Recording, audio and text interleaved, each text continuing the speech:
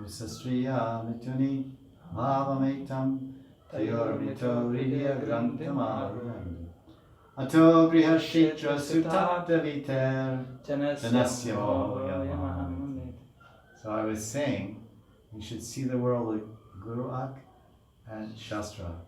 Otherwise you see it with Hankarak. Hankarak means Janasya Mohoyama Hamameti.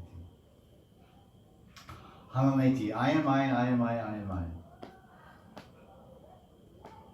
So we have to, our behavior, our achar should follow the Shastras.